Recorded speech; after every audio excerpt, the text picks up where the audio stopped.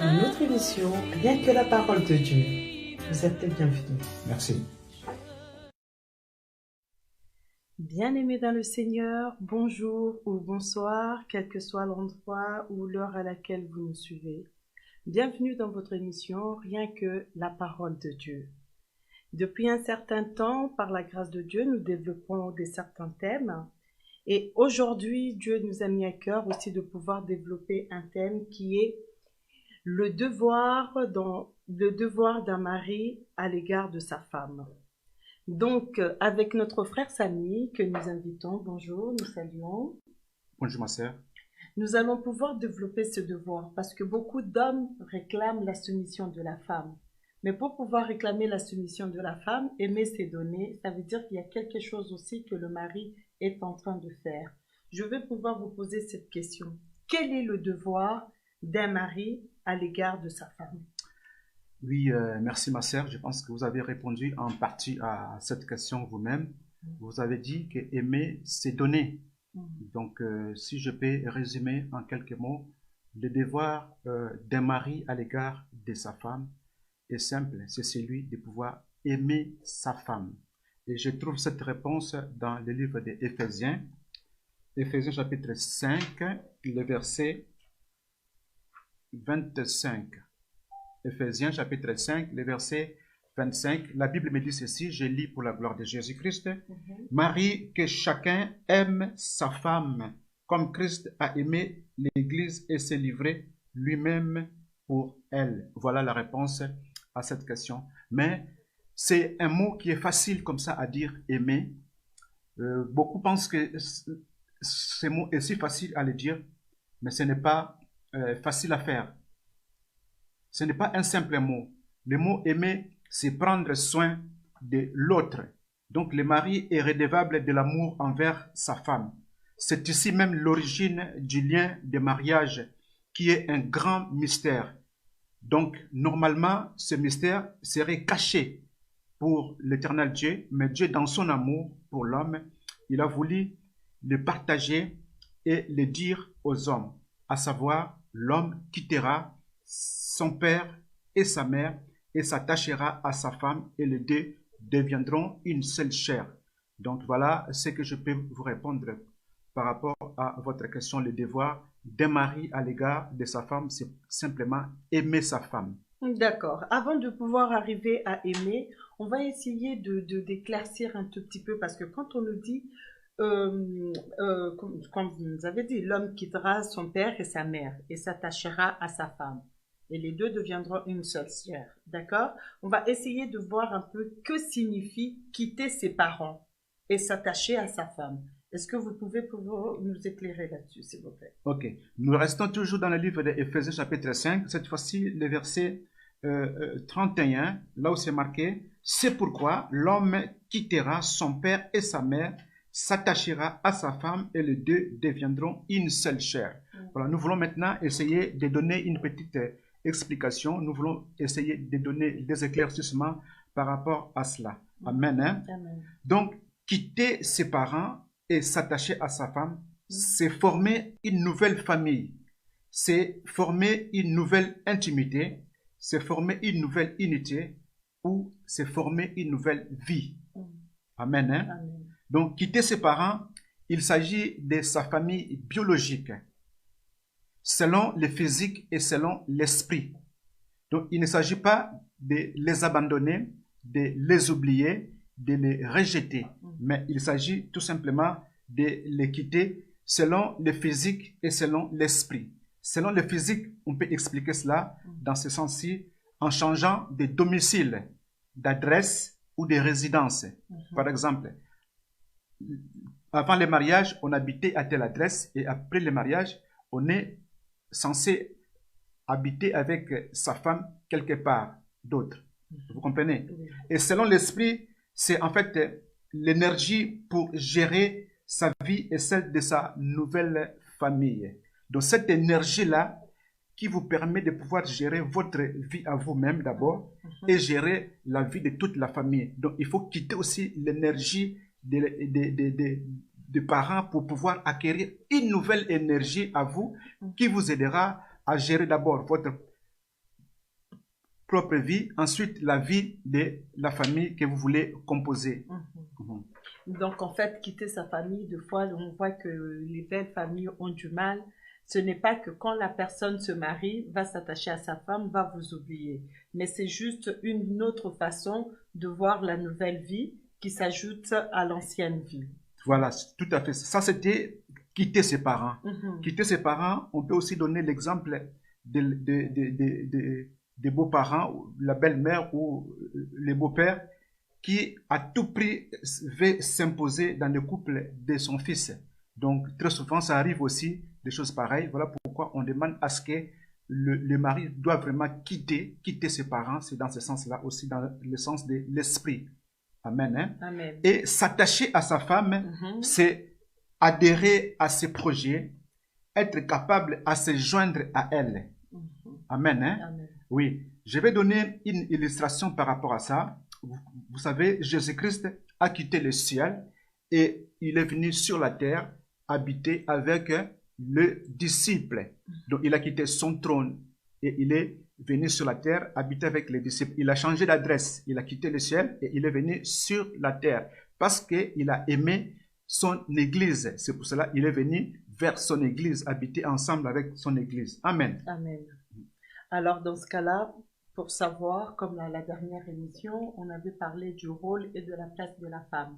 Maintenant, les femmes aussi veulent savoir, ou certains hommes peut-être ils ne savent pas, quel est le rôle du mari. Le rôle du mari est multiple. Amen. Amen. Oui, nous allons dire ceci. Le mari, d'abord, nous l'avons dit dans les émissions précédentes, comme le chef de la famille, ne doit pas être un homme autoritaire. Autoritaire, c'est-à-dire, il ne doit pas être dictateur, quelqu'un qui s'impose, il fait des choses dans l'imposition ou dans l'habit. Non, il ne doit pas être de cette manière-là. Il ne doit pas être hautain, c'est-à-dire un arrogant, un orgueilleux. Non, parce qu'il est chef. Non, c'est pas ça. Il ne doit pas être condescendant, c'est-à-dire manifester une certaine supériorité à l'égard de sa femme. Il ne doit pas être méprisant à l'égard de sa femme. Alléluia. Le mari, par contre, c'est quelqu'un qui doit prendre soin de sa femme comme il prend soin de lui-même. Ça, c'est de un. De deux, il doit secourir sa femme comme un père qui soutient ses enfants. Il doit être à l'écoute de cette femme comme un ami ou une amie. Donc, le mari, si on peut encore donner d'autres éclaircissements, on dira ceci. Un mari qui a beaucoup étudié par rapport à sa femme, un mari qui a beaucoup d'argent ou qui vient d'une famille riche ne doit pas manifester toutes ces choses-là à l'égard de sa femme. Comme quoi que non, moi j'ai beaucoup étudié, moi j'ai beaucoup d'argent, moi je viens d'une famille riche ou noble ou aisée et cette position, c'est pas bien pour lui de pouvoir manifester cela devant sa femme, pour pouvoir maltraiter par exemple sa femme, pour pouvoir négliger sa femme, pour pouvoir la moins considérer. Donc voilà, c'est ce que je peux dire par rapport au rôle du mari. D'accord. Si j'ai bien compris, le rôle du mari, c'est d'aimer sa femme, prendre soin d'elle, la secourir et l'écouter. Tout à fait. Ok, que Dieu vous bénisse, frère Samy, parce que c'est très important ces choses-là. Beaucoup de maris ont abandonné leur rôle. On exige seulement une partie, mais on n'applique pas ce qu'il faut pour que les choses puissent se mettre à jour. Amen. Merci beaucoup, frère Samy. Alors, moi, je vais quand même vous poser la question. Parce que c'est vrai, on dit aimer. Aimer, aimer comme Christ a aimé. C'est facile quand on le dit. Mais maintenant, moi, j'aimerais bien savoir comment aimer sa femme. Gloire. Comment le mari doit-il aimer sa femme? Oui, nous sommes toujours dans le livre d'Éphésiens chapitre 5. Nous allons lire à partir du verset 25 jusqu'au verset 27 pour répondre à cette question.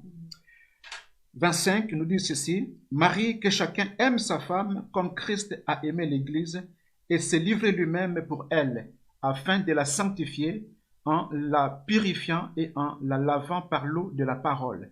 27.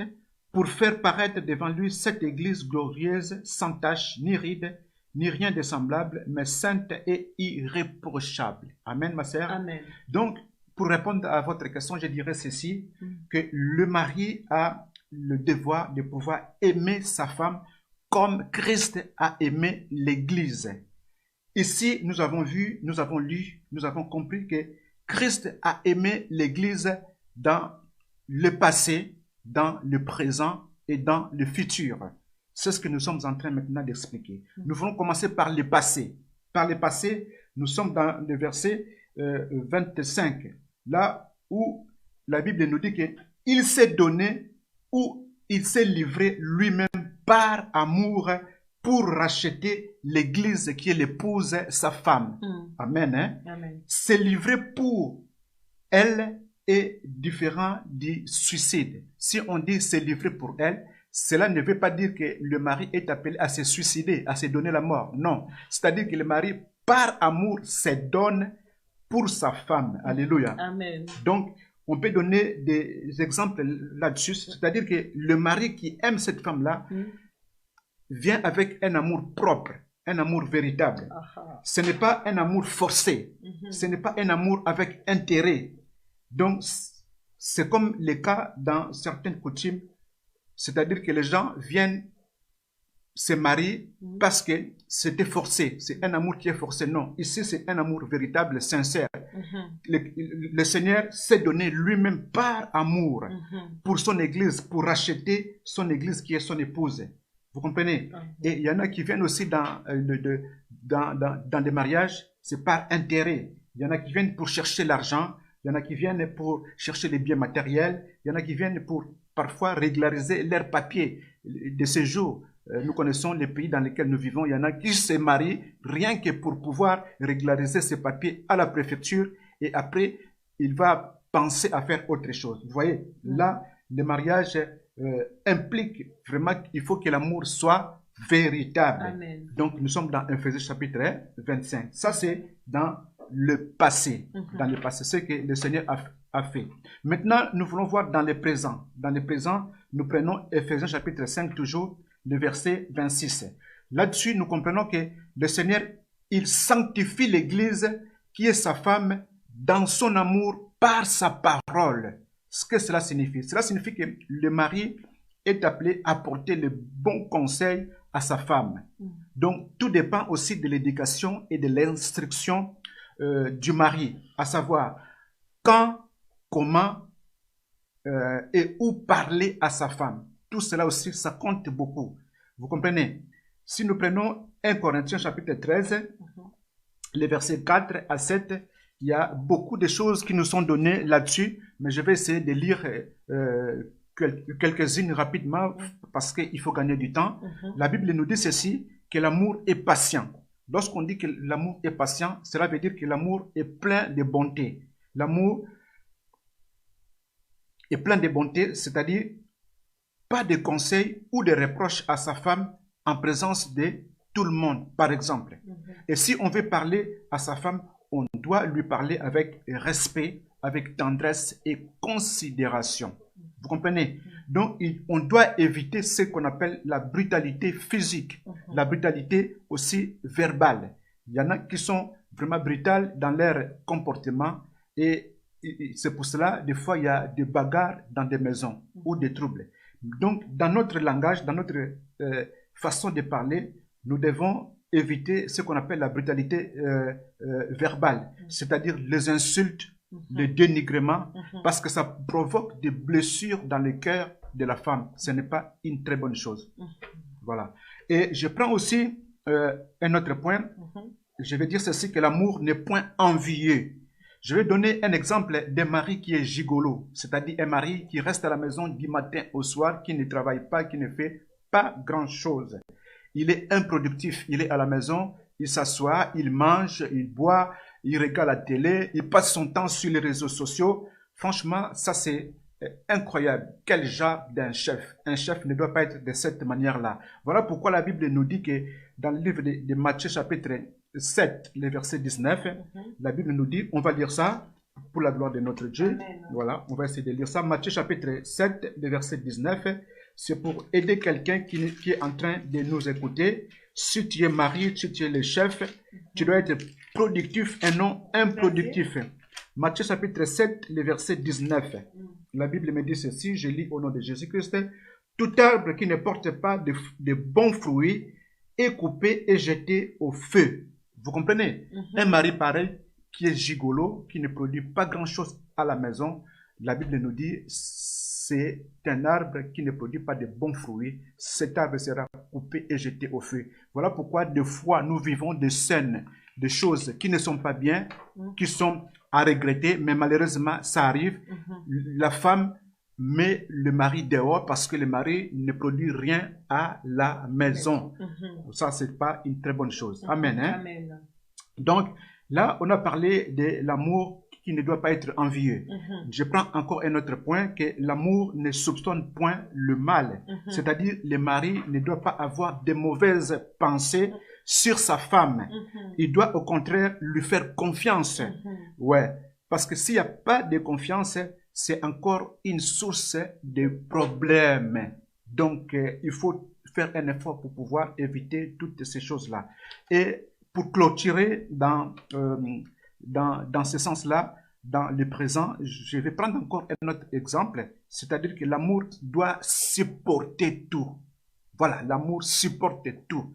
Si on dit que l'amour supporte tout, cela ne veut pas dire que le mari est dominé par sa femme, mais au contraire, il veut à tout prix la cultiver et la garder telle est sa mission. Rappelez-vous ce que nous avons appris dans les émissions précédentes, surtout lorsque nous avons parlé de la première émission. Alléluia. Amen. Voilà en quelques mots ce que je pouvais dire pour pouvoir expliquer dans le temps présent. Et pour terminer par rapport à votre question, je voulais aborder dans le futur. Alléluia. Amen. Dans le futur, par contre, nous sommes dans le livre toujours de Éphésiens chapitre 5, cette fois-ci le verset 27. Et je lis rapidement pour la gloire de notre Jésus de Galilée, Éphésiens chapitre 5, le verset 27, la Bible nous dit ceci: pour faire paraître devant lui cette église glorieuse, sans tache, ni ride, ni rien de semblable, mais sainte et irréprochable. Donc, le devoir, c'est de faire paraître devant lui cette église glorieuse. Ça veut dire quoi? C'est-à-dire que le mari est appelé à faire de sa femme une perle de grand prix. Oh. Vous comprenez? Merci beaucoup. Une marque déposée à lui. Donc, c'est une exclusivité. Donc, le mari a façonné sa femme à sa manière. Donc, il a créé cette femme-là à sa manière, pour lui. Alléluia. C'est un produit qui est fini, complètement fini. Alléluia. Amen. Donc, je vais donner un exemple là-dessus.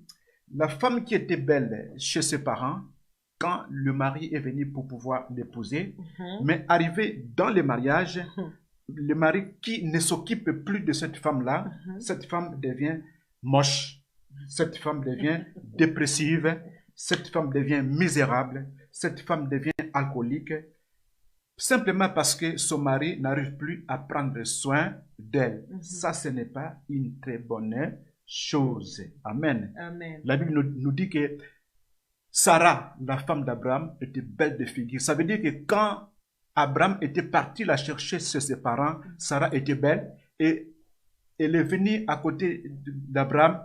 Elle a continué toujours à être belle parce que Abraham, son mari, prenait soin d'elle. Amen. Amen. Vraiment, frère Samy, merci beaucoup. Ce que j'ai retenu, c'est que l'amour supporte tout. Cela ne veut pas dire, mes sœurs, que quand votre mari vous supporte, il faut trouver l'occasion de pouvoir le dominer. Non, au contraire, c'est pour qu'il puisse nous gagner parce qu'il a une grande mission. Ne pas oublier quelle est sa mission et quel est notre rôle et surtout de rester à notre place. Notre mission, c'est seulement aider notre mari à accomplir sa mission. Ça, vraiment, ça m'a beaucoup touché, frère Samy. Que Amen. Dieu te bénisse. Merci. Mais j'ai une autre question, parce qu'on va rester dans aimer, aimer, aimer. C'est quoi, effectivement, c'est quoi aimer sa femme? Oh là là. Parce que c'est bien beau de dire ça, aimer, aimer, on chante, mais c'est quoi? Parce qu'on nous a montré comment aimer. Mais c'est quoi aimer sa femme? Merci ma sœur. Comme j'avais dit à l'introduction, c'est un petit mot. Beaucoup pensent que c'est si facile, mais en suivant cette prédication ou cette émission, petit à petit, nous comprenons que ce n'est pas aussi si facile. Non. Alléluia. Donc, aimer sa femme, ça demande beaucoup de choses, bien-aimés. Ça demande beaucoup de choses, ma sœur. Ça demande beaucoup de choses, vous tous qui nous suivez. Aimer sa femme, c'est premièrement l'écouter. Donc, il faut être à l'écoute de sa femme. Il faut écouter sa femme. C'est aussi aimer sa femme. Ne pas s'imposer. Vous comprenez? Parce que très souvent, il y a des gens qui veulent s'imposer. Ils pensent que non, la femme, c'est un être inférieur. Non, aimer sa femme, c'est l'écouter. Deuxièmement, c'est communiquer avec amour. C'est pour ne pas la perdre. Si on communique avec amour, c'est pour ne pas la perdre, c'est pour la gagner. Et troisièmement, c'est donner, il faut lui donner son attention. Ne pas l'ennuyer. Quatrièmement, c'est prier pour elle, pour ne pas la livrer entre les mains de l'ennemi Satan. Vous comprenez? Tout ça, c'est aimer sa femme. Aimer sa femme, c'est répondre avec sagesse aussi à sa femme. Il ne faut pas la blesser. Aimer sa femme, c'est partager ses biens avec sa femme. C'est ne pas la rendre jalouse. Parce que si on ne partage pas ses biens avec sa femme, quelque part, elle risque de devenir jalouse. Ce n'est pas bien. Aimer sa femme, c'est éviter de se plaindre d'elle. Éviter de se plaindre d'elle. Éviter de se plaindre d'elle. C'est ne pas l'attrister. Alléluia. Aimer sa femme, c'est lui faire confiance. Amen. Amen. Ce n'est pas la soupçonner, comme on a dit tout à l'heure. Aimer sa femme, c'est pardonner sans retenir. C'est-à-dire ne pas lui rappeler à chaque fois ses erreurs ou ses fautes. À chaque fois, tu es là en train de lui rappeler. N'oublie pas que tu avais fait ceci. N'oublie pas que tu avais fait... Non, ça, c'est pas aimer sa femme. Aimer sa femme, c'est pardonner sans retenir ses fautes ou ses erreurs. Aimer sa femme, c'est promettre sans oublier. Alléluia. Promettre sans oublier, c'est-à-dire, on a fait des promesses, par exemple, des sorties. Que non, la semaine prochaine, nous irons au cinéma, nous irons au restaurant, nous allons faire des découvertes, des visites, nous allons faire des week-ends. Et aussi, il faut lui faire des cadeaux, des gestes, des fleurs, d'argent, tout ça, l'argent des poches. Tout cela, c'est important. Il faut le faire. Alléluia. C'est ça, c'est ça, aimer sa femme. Ça compte beaucoup. Je ne sais pas, vous tous qui nous suivez, la dernière fois, vous avez fait des cadeaux à votre femme, c'était quand? Les sorties, par exemple, les week-ends, tout ça là, c'était quand? La dernière fois, c'était quand? Alléluia. Le cinéma, les restaurants, l'argent des poches, la dernière fois, c'était quand? Quand est-ce que vous l'avez fait? Les week-ends, la dernière fois, c'était quand? Des cadeaux, des fleurs, tout ça là. C'est dans ce sens-là. Merci beaucoup. Alors, mes frères, ne profitez pas du confinement pour dire que là, ces derniers temps, c'est pas possible. Toutes ces choses qu'on nous dit, c'est pour pouvoir établir un foyer solide. C'est pour notre propre bien. Amen. Alors, frère Samy, je vais quand même vous demander, parce que vu que nous courons derrière le temps, quelle sera alors votre conclusion sur toutes ces choses que nous venons de dire? Ma conclusion, ma sœur, c'est, comme on a dit tout à l'heure, on essaye de résumer un tout petit peu ce que nous venons de dire. Je voulais dire ceci, que le mari a un devoir pas facile à accomplir. Il faut vraiment en être conscient, car son bonheur à lui, le mari, dans le mariage, dépend de lui-même. Pourquoi j'ai dit dépend de lui-même? C'est simplement parce que dans sa propre manière de vivre avec sa femme, c'est là où dépend le bonheur ou le malheur du mari. Amen. Amen. Tout à l'heure, j'avais dit que tout dépend de l'éducation et de l'instruction du mari. Si le mari est bien éduqué aussi à partir de sa famille, il saura aussi bien se comporter vis-à-vis de sa femme. Donc, par rapport à son langage, par rapport à sa façon d'être, de faire, de dire des choses, d'accomplir des choses à l'égard de sa femme. Vous comprenez? Donc, le mari sera dans le bonheur si et seulement si son comportement est meilleur envers sa femme, est meilleur par rapport à tout ce que nous venons de décrire, à tout ce que nous venons d'expliquer, c'est-à-dire que la manière, la façon de parler à sa femme, il faut qu'on trouve la tendresse, il faut qu'on trouve le respect, il faut qu'on trouve la considération. Donc la femme n'est pas moins que rien. Donc pour moi, la femme, c'est comme nous avons appris dans les émissions précédentes, que c'est une aide pour moi. Donc, je dois la considérer, je dois la respecter, je dois être tendre avec elle. Quand je parle avec elle, quand je m'adresse à elle, je dois trouver des mots doux, des mots qui sont agréables. Je ne viens pas avec une agressivité. Non, ce n'est pas une très bonne chose.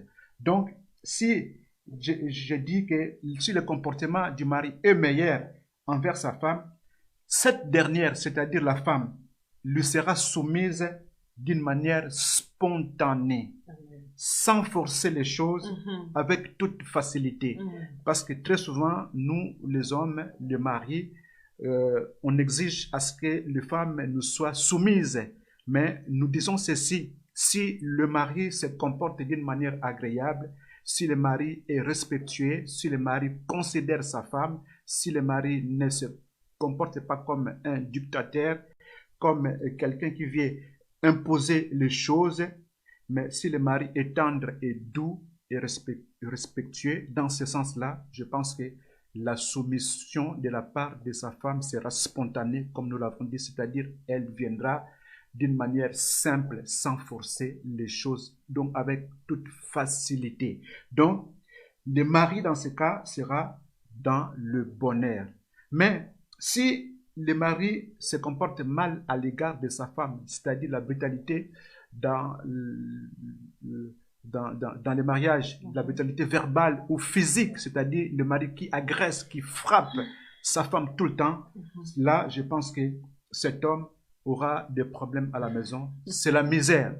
Et je voulais donner un conseil à tout homme, à tous les hommes, à tous les maris, pour dire ceci, que la colère d'une femme est très dangereuse.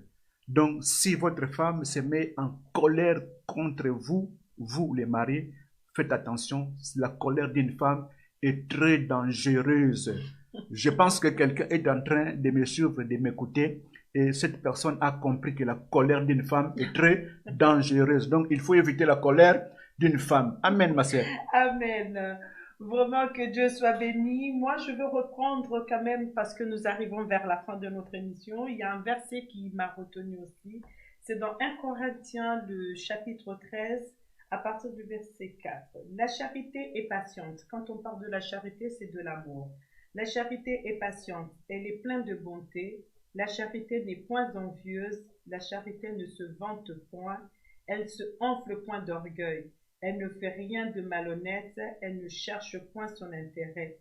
Elle s'irrite point, elle ne soupçonne point le mal. Elle se réjouit point de l'injustice, mais se réjouit de la vérité. Amen. Amen. Elle excuse tout, elle croit tout, elle espère en tout, elle supporte tout. La charité ne périt jamais. Vous comprenez, bien-aimés? Ça, c'est de l'amour. Ça, c'est le véritable amour. Vous pouvez le lire jusqu'à la fin. C'est que des conseils sur l'amour. Bien-aimé, mon frère bien-aimé, apparemment, on nous a dit que la colère d'une femme, elle est dangereuse. Moi, je veux dire que c'est la vengeance de la femme qui est dangereuse. Parce que quand la femme cumule, le jour où elle se mettra à se venger, c'est comme la dernière fois quand nous avons parlé de la haine. Vous voyez, nous avons parlé de la jalousie. Tout ce qu'un homme aura sémé, il va finir par le moissonner. Amen. Si tu sèmes l'amour, tu vas récolter l'amour et la soumission. Si tu sèmes la haine, tu sèmes la colère, tu sèmes toutes ces choses, eh bien mon frère, tu vas récolter aussi ce qui va avec. La colère de la femme. Merci beaucoup, que Dieu vous bénisse. Notre émission prend fin. C'était la sœur Marie-France avec le frère Samindingi Touka de l'Église universelle de Dieu, l'Église pour tous, avec notre pasteur, le pasteur Victor Makonda. Donc, nous sommes arrivés à la fin. Frère Sami, vous avez quelque chose à dire? Je pense que le monde entier nous a suivis. C'est une matière qui est profonde à exploiter, à développer. Mais vous avez compris, on a essayé d'aller à l'essentiel parce que nous sommes pris, nous sommes limités par le temps. Mais le peu que nous avons donné, je pense que ça instruit quelqu'un, ça fait du bien à une personne. À ceux-là qui sont déjà dans les mariages, ils ont compris comment il faut se comporter. Et aux autres qui ne sont pas encore dans les mariages, les futurs mariés, et aussi ils ont pris leur part. quand ils seront dans le mariage, ils sauront comment se comporter par rapport à l'autre. Amen. Amen. Soyez bénis et à la prochaine. Merci beaucoup. Que Dieu vous bénisse. Au revoir. Je reconnais que tu peux